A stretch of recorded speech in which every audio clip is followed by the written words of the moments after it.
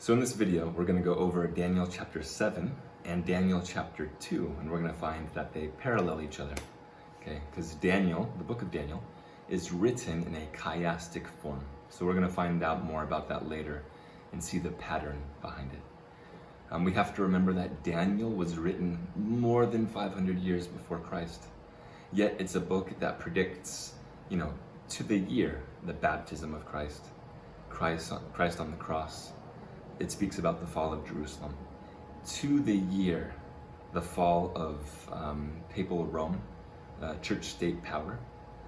And so with a book that's this specific, it merits a little bit of investigation. It's amazing. And so I will say, the secularists, people that don't believe in the Bible, the farthest that they push the book back is to the middle of 2nd century BC. And that's because, of the Dead Sea Scrolls, because the Dead Sea Scrolls, they reference Daniel, they use his writings. And so they say that because there's no proof that it was written before that, they cannot accept that it was written in 6th century BC. But that argument doesn't really stand, because we have Ezekiel, who was a contemporary of Daniel, that references Daniel more than once. You have Jesus that references Daniel. Matthew and Mark, who are both Jews, reference the work of Daniel. And so Daniel was written 6th century BC. Even though the secularists even though they bring it to 2nd century BC, it doesn't matter. How do you explain a book that's written in 2nd century BC, yet predicts, the baptism and cross of Christ and the fall of the Roman Empire and other things that we'll see? So, again, an amazing book. So a little bit of history, and then we'll just parallel Daniel chapter 7 and 2 and put them together. Okay. So remember, in the last video we were speaking about the kingdoms that have ruled the world since the beginning of time. The first, the first superpower of the world was Mesopotamia. Mesopotamia came into rule, after the flood, and then it falls to Cyrus the Great in 539 BC. Then Cyrus of the Medo-Persian Empire, or the Achaemenid Empire, he rules until 332, when Alexander the Great we watch movies and we see that Alexander the Great rapidly conquered, in just a decade of his life, conquered the whole then known world. It was an amazing, amazing feat. Alexander dies, for kind of reasons unknown. And he doesn't really he has a son, but he doesn't have an heir to take the throne. And so after, just betrayal and murders, and, 4 of his generals end up establishing 4 regions of now the Greek Empire. But as time goes by, and all of this fighting in amongst themselves, they can't hold on to this. And Rome, creeps in and takes over. And so by 146, Rome becomes an established power into 31 BC, when they secure this power, 31 years before Christ. And so this brings, so then Rome, and I'm mentioning this because we see it in what we see in prophecy. Rome divides into the Eastern and Western Empire. One of the reasons why it divided into the East and West is because it was too big.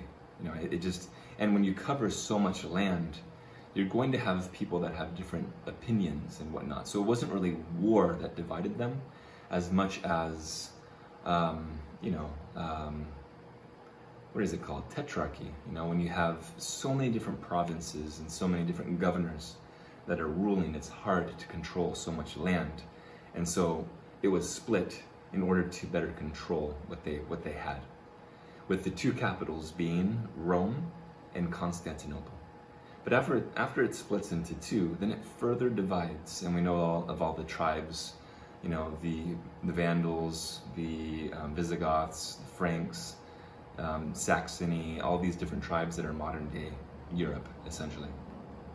But in order to control all of this division of Rome, this breaking down of Rome, Justinian in 538, he wrote the decree some years before it, but in 538 they reclaimed Rome, and they were able to implement the church-state power, or the Caesaro-papal power.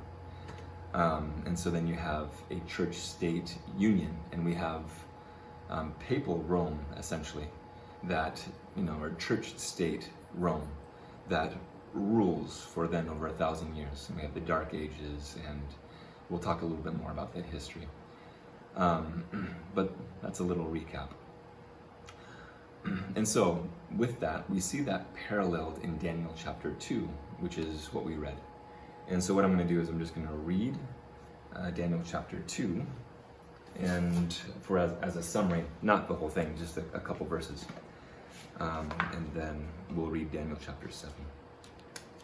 So remember, in Daniel chapter 2 was the image of the statue, right? The statue of different metals, and these different metals represented different kingdoms. Okay. Daniel chapter 2, verse 32. This image's head was of fine gold, his breast and his arms of silver, his belly and his thighs of brass, his legs of iron, his feet part of iron and part of clay. Thou sawest till that a stone was cut out without hands, which smote the image upon his feet that were of iron and clay, and brake them to pieces.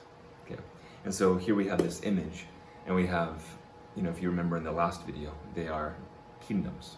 Okay, with the head of gold being Babylon, as is identified in verse 38.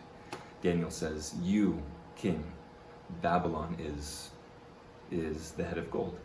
And then so we have the next ones. The next ones are actually answered in chapter 8, just directly. But we're just going one chapter at a time, and we'll get to that. But we have the head of gold, the chest, okay, of silver being, Medo-Persia, the waist of Greece, the legs, right? The legs are of Rome, really the Eastern and Western Empire.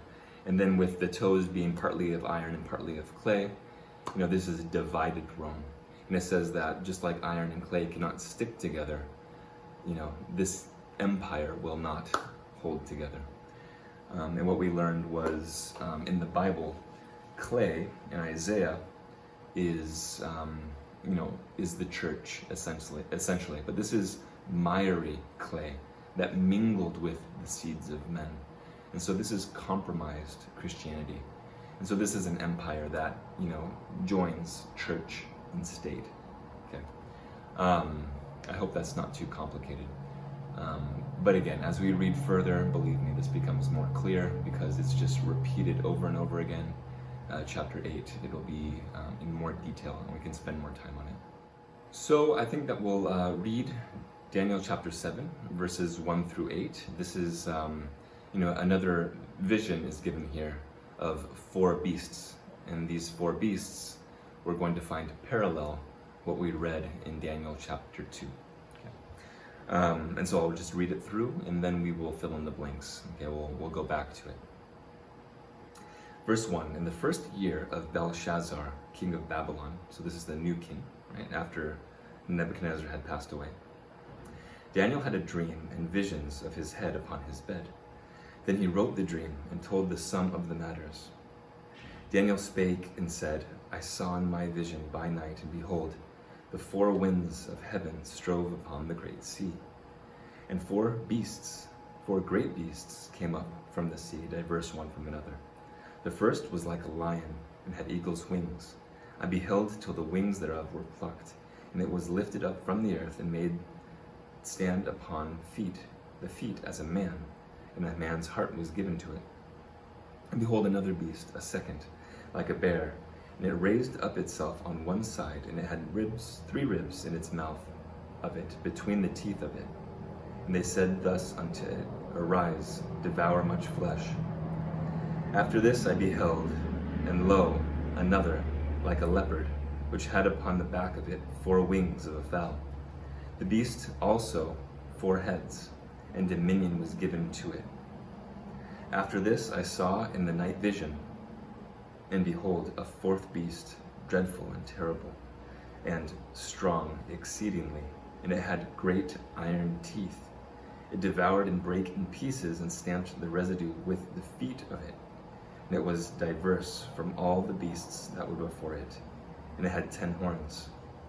I considered the horns, and behold, there came up among them another little horn, before whom there were 3 of the first horns plucked up by the roots. And behold, in this horn were eyes like the eyes of man, and a mouth speaking great things. So now that we have the image of Daniel chapter 2 in our head, and we can see that at least that Babylon is the head of gold, let's go over these verses again in Daniel chapter 7, and we're going to kind of fill in more detail. And then when we get to chapter 8, of course, it'll be given more detail. But we'll see that it's speaking about the same kingdoms. Okay. So starting in Daniel 7, verse 1. In the first year of Belshazzar, king of Babylon. So this is the first year of Belshazzar. This would have been about 540 BC. So this is about 60 years after Nebuchadnezzar received his dream. And so, Daniel during the first dream would have been about 19 years old, 19, 20 years old. And so here we are 60 years later. And so Daniel is now an old man, and he received a vision that gives more clarification of what this dream was that was received many years before. Verse 2, Daniel spake and said, I saw in my vision by night, and behold, the 4 winds of the heaven strove upon the great sea. Okay.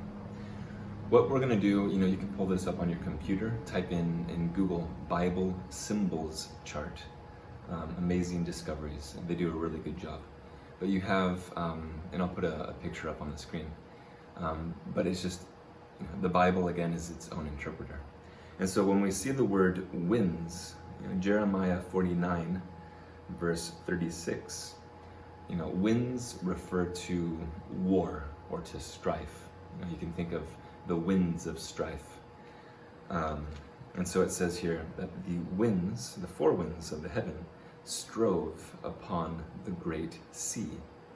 The word sea in the Bible, according to Revelation 17:15, is a densely populated area. And so when we have the winds that are pushing the sea, we have, strife, we have war that is pushing people, that are making people move. It's conflict. Okay. Verse 3, and 4 great beasts came up from the sea, diverse one from another. Okay. So 4 great beasts. So a beast in Daniel chapter 7, verse 17, if you just skip a little bit further, it says, these great beasts, which are 4 kings, which shall arise out of the earth. And then in verse 23, it says, thus he said, the 4th beast shall be the 4th kingdom. And so a beast in the Bible is a king or a kingdom. Okay. It says the 4 great beasts came up from the sea. Okay. So these 4 great kingdoms came up from this highly populated area, diverse one from another. Well, they were in fact diverse one from another. We know that if you just think about ancient Mesopotamia compared to Persia, compared to Greece, compared to Rome, the culture is very different kingdoms. Verse 4, the first was like a lion, and had eagle's wings. I beheld till the wings thereof were plucked, and it was lifted up from the earth, and made stand upon the feet as a man, and a man's heart was given to it. Okay. So this first kingdom, okay, is like a lion, is compared to a lion with 2 wings. Okay. Well, again, if we're paralleling this to Daniel chapter 2, and we already have been given the answer that the first kingdom is Babylon.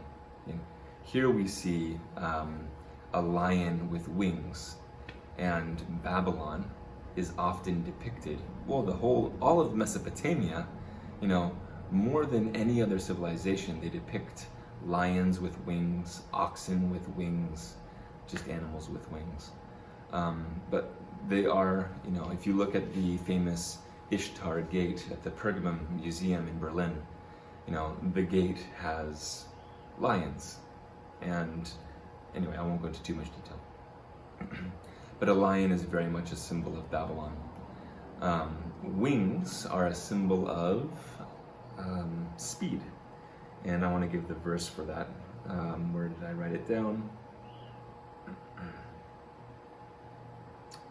And I did not write it down, but I'll find it in the Bible symbols chart and put it down. I want to make one more comment. If you go to Jeremiah 50, verses 43 and 44, okay, it says that Babylon is like a lion, okay, which is really neat. Let me see. It says here that Babylon shall come upon you like a lion. Well, Jeremiah is Daniel's contemporary. They were alive at the same time. Okay, of course, Jeremiah was an old man when Daniel was a child. But remember that Daniel was listening to the warnings of Jeremiah. Jeremiah was warning Judah that they were going to be taken into captivity by Babylon. So Daniel was warned by Jeremiah that they would be taken by Babylon, and that Babylon shall come up like a lion. And here Daniel, in his vision, he sees a lion with wings. And so this is Babylon. The first beast is Babylon. It says, I beheld till the wings thereof were plucked, and it was lifted up from the earth, and made to stand upon the feet as a man, and a man's heart was given to it. Well, when you have wings that are plucked, remember that wings represent speed. Babylon, just like Greece, came very fast onto the scene. Okay, Nebuchadnezzar was the second king of Babylon. Okay, his father, Nabopolassar, conquered rapidly Babylon, or created what is Neo-Babylon, and Nebuchadnezzar inherited the kingdom. Quickly after Nebuchadnezzar dies, because of luxury and ease and comfort, Babylon falls very quickly, and we'll get to that when we read other chapters. And so this is, a very, very powerful kingdom that came up very rapidly and fell very rapidly. And it says that his wings were plucked, and so, and a man's heart was given to it. You could look at this in two different ways, but remember that a man's heart in the Bible is not a good thing. It's actually, a man's heart is really weary and weak. And so if you're a lion, if you're something that is, it says in Jeremiah that Babylon shall come like a lion, and it has wings, it has speed, but then the wings are taken away, the speed's taken away, and then it's no longer a lion, okay, it's now given a man's heart. It's weak, its power has been taken away. The kingdom falls, okay. This could also be paralleled to, and we'll see this in Daniel chapter 4, where Nebuchadnezzar is given the heart of a beast, and he's made to be like a beast. But okay. Again, we just want to do the basics, and then we can fill in more detail as we go along. Let's go to the second beast. It says here in verse 5, and behold, another beast, a second, like a bear, like to a bear. These beasts are, they're successive. They come one after another. And so these are not necessarily four beasts that are on the scene at the same time. Okay, it says then, when we read it says, after this I beheld another, after this I saw another. And so again, this is a progression of time. Okay. Verse 5, and behold another beast, a second like to a bear. And it raised up itself on one side, and it had 3 ribs in its mouth, between its teeth. And they said to it, arise, devour much flesh. Okay. Well, we already know that Medo-Persia conquered Babylon. Okay. And these were 2 kingdoms, the Medes and the Persians. But a lot of people don't know who the Medes are. Everyone, most people have heard of Persia, or modern day Iran. Okay.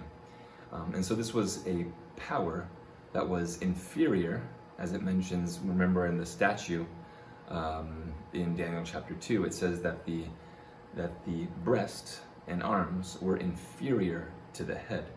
Well, it was inferior in metal, because this is gold and this is silver, but it was also inferior in everything else. Persia, Medo-Persia, was inferior to Babylon in its glory. Okay. And so here you have the Medes and the Persians. You have 2 arms that are in the image. The Medes and the Persians, they joined forces to conquer Babylon. Okay. But it says here that the bear is raised itself on one side. Okay. So if you are raised on one side, then you're going to have one arm that is longer than the other, or one arm that is bigger, and one arm that is shorter or smaller. Okay. And so, we could say that this is strength, and this was an unequal power. Persia was a lot stronger than Mede. Persia ended up taking over Mede, but the Achaemenid Empire. But again, this is an unequal power that takes over Babylon. So it was raised up on one side, had 3 ribs in its mouth, between its teeth. And they said thus unto it, arise, devour much flesh. Well, it's interesting that it has 3 ribs in its mouth, because when Medo-Persia conquered, when it did its conquest to the west, okay, it conquered the Mesopotamian Valley, okay, and then it went on to conquer what is modern day Turkey, which in the Bible, and ancient Lydia, and to the south, Egypt. And so here Medo-Persia conquers 3 very well-known regions, ancient Turkey, Mesopotamia, and Egypt. Okay. And then it says, arise, devour much flesh. Well, that was a lot of flesh. This is a lot of, these are 3 big kingdoms. Okay. And so here we have the first vision being Babylon, the second vision being Persia. To me, the 4th kingdom is going to be the most clear because it gives the most detail. But again, in Daniel chapter 8, it directly identifies the beasts of Persia and Greece, but we'll get to that later. So the 3rd beast, it says, verse 6, after this I beheld, and lo, another, like a leopard, which had upon the back of it 4 wings of a fowl. Well, in Hosea 13, verse 7, and I looked up other verses, whenever the Bible mentions a leopard, I think it's interesting. The Bible describes a leopard exactly how we describe a leopard today. A leopard, stalks its prey. A leopard is very swift to kill. Okay, and that's, if you read Hosea 13:7, that's what it's saying. And so upon the leopard, it had 4 wings. Well, we already described what wings are. Wings are speed. And so when you have an animal, a leopard, that is quick to attack and has 4 wings, this is a very rapid kingdom. Whereas Babylon had 2 wings, here we have a kingdom that has 4 wings. Okay, so again, a very fast kingdom. And as I mentioned already, Alexander had conquered the then known world by the age of 32. Okay, this was an extremely rapid conquest. It says, the beast had also 4 heads, and dominion was given to it. So dominion was given to the 4 heads. Well, we already mentioned, there's birds here that battle toucans. It's really quite amazing to watch. I mean, just droves of toucans, which are beautiful birds, and then these more irritating birds. I don't know what they're called. But anyway. And so 4 heads were given, the beast had also 4 heads, and dominion was given to it. Well, we already discussed Greece, that, Alexander, and this is going to be again clarified more in chapter 8, Alexander didn't have a successor, and eventually his kingdom was split up between 4 of his generals. So far we see the first 3 beasts that are very much paralleling what we see in Daniel chapter 2. We have Babylon, Medo-Persia, and Greece. And this is going to be further, of course, described in Daniel chapter 8. But what I want to jump to is verse 7, the 4th beast, the 4th kingdom.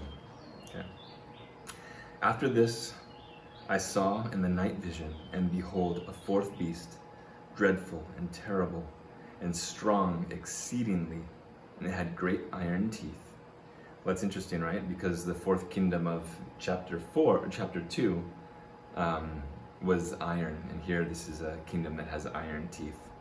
So, it devoured and brake in pieces and stamped the residue with the feet of it. So it devoured and brake in pieces. Well, again, that's the exact same thing that we just saw in Daniel chapter 2. That the iron broke into pieces. It says, much like iron shatters and breaks into pieces. If you read Daniel chapter 2, verse 40, and it says, the 4th kingdom shall be strong as iron, for as much as iron breaketh in pieces and subdueth all things, and as iron that breaketh all these shall it break in pieces and bruise. So, the 4th metal in Daniel chapter 2, iron, it breaks everything in pieces, but then it breaks into pieces. And so this is the same thing that we're seeing here in Daniel chapter 7. And it says, and I'll read it again. And it had great iron teeth, and it devoured and brake in pieces, and stamped the residue with the feet of it. And it was diverse from all the beasts that were before it, and it had 10 horns. We're going to learn as we read the verses that are to come, that here it breaks everything into pieces, but then it says 10 horns come out of this 4th beast, which we're going to learn are kingdoms. And so out of this kingdom comes 10 horns, or 10 kingdoms. Verse 8, I considered the horns, and behold, there came up among them another little horn. Now remember, a horn is a kingdom, okay? If we read just in Daniel chapter 7, verse 24, it says, the 10 horns out of this kingdom are 10 kings that shall arise. So out of this kingdom come 10 other kingdoms, or kings. So it says, again, verse 8, I considered the horns, the kingdoms, and behold, there came up among them another little kingdom, or little king, before whom they were. 3 of the first horns, or 3 of the first kingdoms, were plucked up by the roots. What happens when you pluck up something by the roots? It dies. And so here you have 3 kingdoms that are exterminated or taken out by this kingdom. And we'll learn about that in history. And behold, in this kingdom, in this horn, were eyes like the eyes of a man, and a mouth speaking great things. Some translations say blasphemous things, or things that are against God, really. And we're going to find this more paralleled with our church-state union, and claiming the position that only God holds. So Daniel chapter 7, we see verses 1 through 8 describe 4 kingdoms, just as we saw 4 kingdoms in Daniel chapter 2. And so it's painting a bigger and bigger picture, repeat and enlarge. And what we have essentially is Babylon, Medo-Persia, Greece, and Rome. We're going to find more and more that there's a lot of patterns in the Bible, and they become more apparent as time goes by. But here we have in verse 9 through 12, well, essentially it's verses 9 through 14. Now it jumps to the judgment, and this will become more clear. Further Bible studies after Daniel chapter, really understanding Daniel chapter 8, the sanctuary message, the antitypical Day of Atonement, that's when this becomes more clear, and you'll see why this is placed where it's placed. Again, because this is kind of a procession of time. But that would be a little bit too complicated, I think, for right now. So what I'm going to do is we're going to jump to verse 15, Daniel chapter 7, verse 15. It says, I, Daniel, and we'll read those other verses later, because again, a lot of the Bible is really understanding. You can read the whole thing through by yourself, but it's a lot of jumping to different parts to understand it better.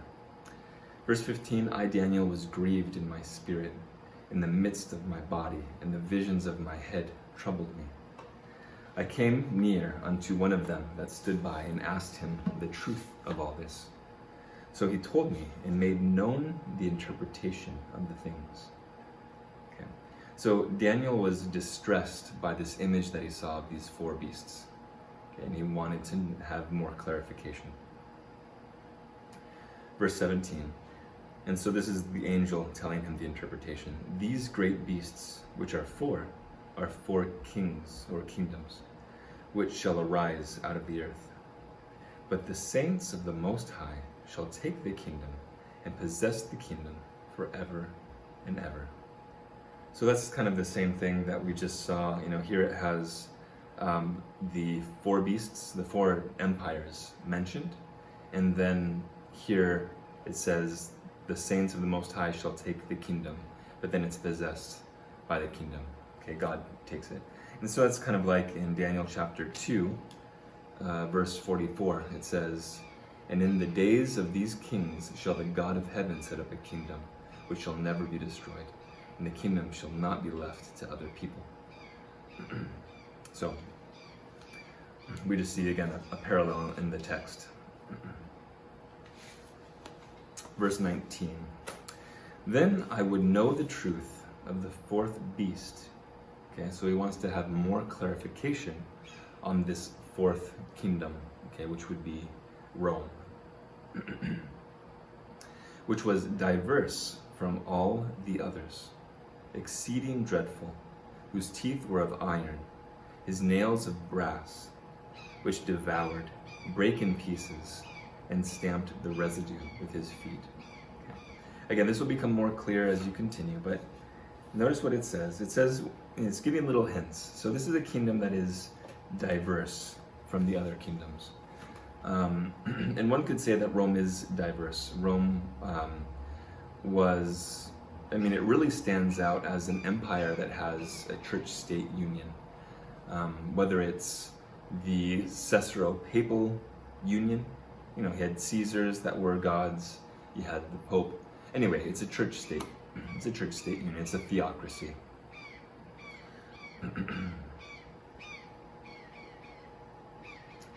Exceeding dreadful, whose teeth were of iron. Okay, and so that's iron obviously was matched with the iron of chapter 2.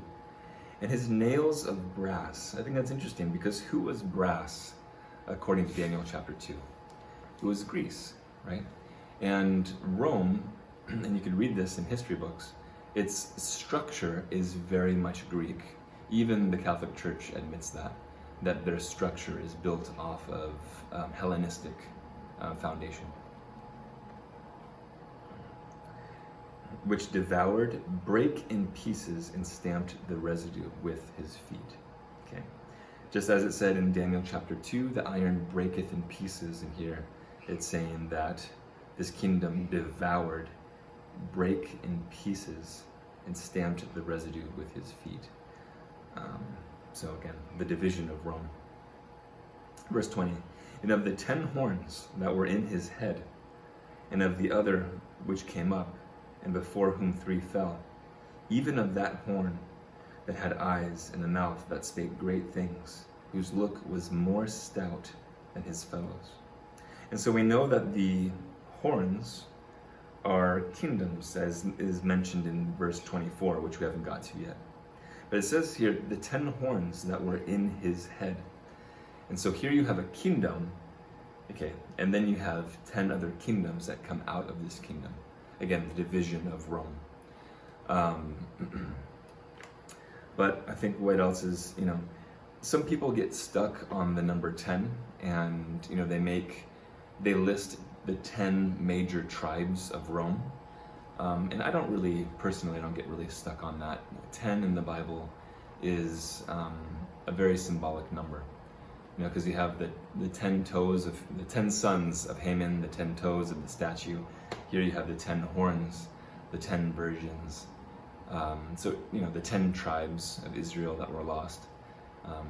10 is, again, it's very much a symbol of universality, or something that is just entirety. So the 10 horns that came out, and of the other which came up, and before whom 3 fell. And so a little horn, or an 11th horn, comes up out of these 10. And it says, before whom 3 fell. So this little horn, okay, before this little horn falls 3 kingdoms.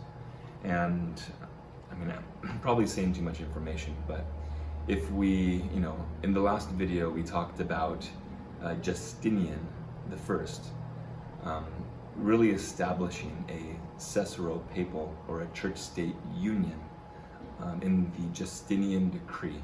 Okay, and this was secured in 538 in the siege of Rome. Okay. Well, at this time, they were fighting the Vandals, the Ostrogoths, the Heruli, other tribes, and took them out. And so I think that's what this is referring to in this verse. So before whom 3 fell, even of that horn, that kingdom that had eyes and a mouth that spake great things, or blasphemous things. Okay. This is the papacy. When you look in the Bible, this is church-state Rome. In the Bible, if you look up what blasphemy is, it's claiming to be God, okay? It's claiming to have the power to forgive sins, and it's killing God's people in the name of God. I have the verses somewhere here, but some of us already know those. But then again, I'm trying to make this video for people that don't know too much. But we know that church-state Rome, or papal Rome, the persecution of, the Inquisition, okay, was killing God's people in the name of God. They also claimed to have the power to forgive sins. They fit the title of blasphemy, okay, in the Bible. Now again, remember that we're talking about institutions and not people, because there are people of every background that, that work with the light that they have. And so it says, whose look was more stout than his fellows. Whenever you find unique words, what you do is you go into you get a concordance, and you look up where else is it said in the Bible, and then you can dig for more gold. The word stout, by the way, so this is written in Aramaic, okay? And, like I said before, Daniel's chapter 2 through 7 is written in Aramaic, where the rest of the Old Testament is written in Hebrew, okay? Well, except for the book of Ezra. And so it's interesting to me that here it uses the word stout, okay? But if we go to Ezra, which also has Aramaic writings, Ezra chapter 4, verse 10, uses this same word, stout. And if you read this and you just absorb it, you can see that it's talking about the same thing, or that at least that there is a type, antitype, a parallelism that's here. And that's something that we could study in the future. It's a little bit more advanced. Verse 21, I beheld, and the same horn made war with the saints. Okay, well, we already mentioned that. So this same horn, this 11th horn, this little horn, as it says in verse 8, this little kingdom. Well, the Vatican, in fact, is the smallest kingdom in the world. So this little horn made war with the saints and prevailed against them. This little kingdom made war against God's people. Okay, again, the Inquisition. Verse 22, until the Ancient of Days came, and judgment was given to the saints of the Most High, and the time came that the saints possessed the kingdom. So verse 22, we're not going to go into it, but that's a parallel to verse 9. And so again, when you start to understand this sequence of time, we could jump back to this after we read Daniel chapter 8, and it'll make more sense. Verse 23, thus he said, the fourth beast shall be the fourth kingdom upon the earth, which shall be diverse from all kingdoms, and shall devour the whole earth, and shall tread it down, and break it in pieces. And the 10 horns, the 10 kingdoms that come out of this kingdom, are 10 kings that shall arise. And another shall rise after them, and he shall be diverse from the first, and he shall subdue 3 kings. And he, this kingdom, shall speak great words against the Most High, and wear out the saints of the Most High, and think to change times and laws.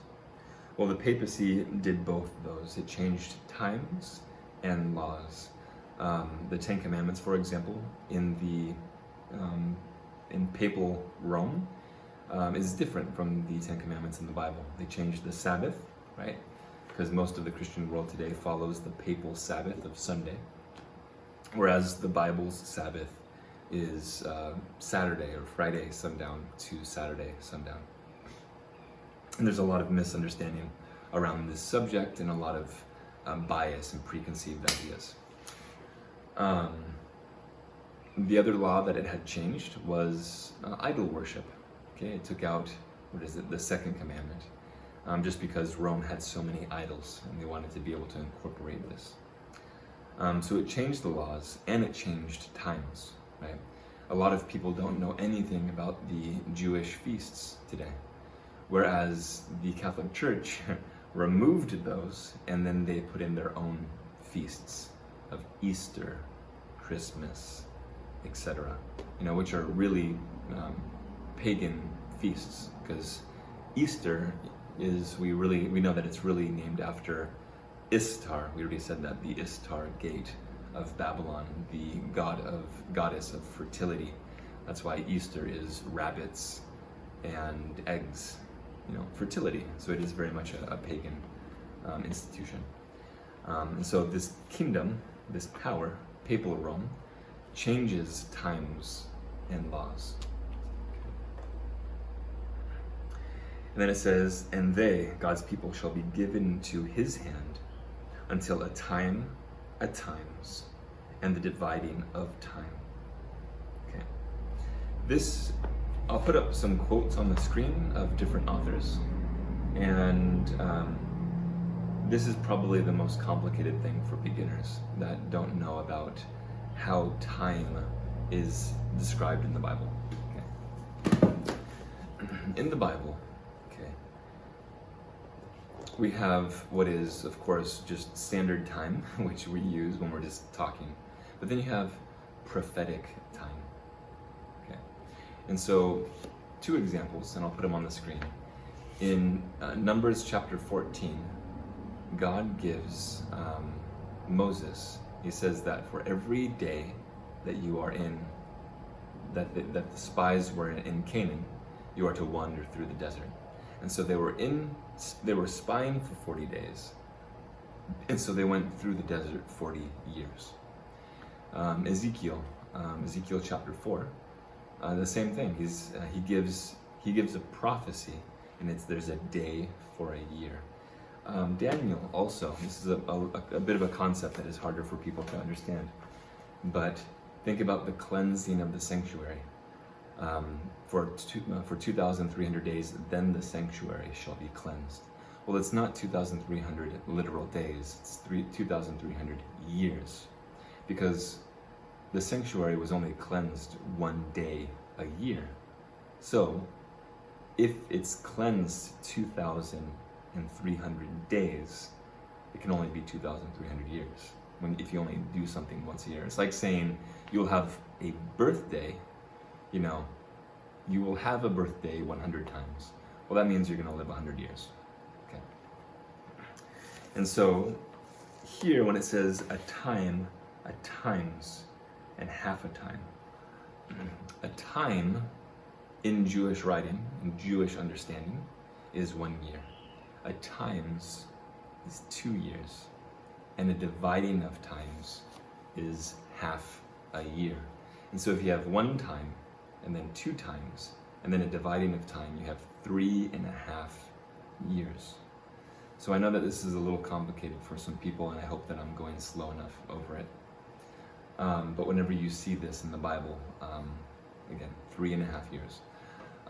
It's also referred to in Revelation, but we'll get there. What does a time, times, and half a time mean? Okay, if you say 3.5 years, well, I don't want to get more complicated, but it's going to. Okay, a time is 1 year. Okay.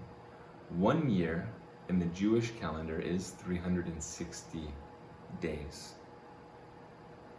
Okay, and so if you have 3.5 years, okay, that are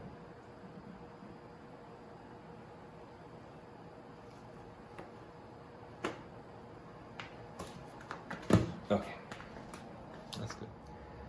But the rest of chapter 25, it's, this is something that's going to take a little bit of studying on your own, and I'll try to explain it very simply and be brief about it. It says here, and they, that's God's people, shall be given into his hand, and that's papal Rome or church state Rome, until a times, and the dividing of time. Okay. So this is a time prophecy, obviously, because it's giving a specified amount of time in which God's people will be given to this empire, or that this empire will rule over them. Okay, and remember, this is when church-state Rome has power over God's people. Okay. And it says a time, a times, and a dividing of time. Okay. Well, in the Bible, we're going to learn this when we read other prophecy. 1 day, when it says 1 day, it means a year in prophecy. Okay. This is mentioned in several places.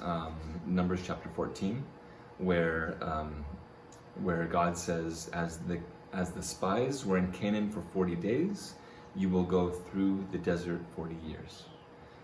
Ezekiel chapter 4, Ezekiel lies on his side for X amount of days, which represent years.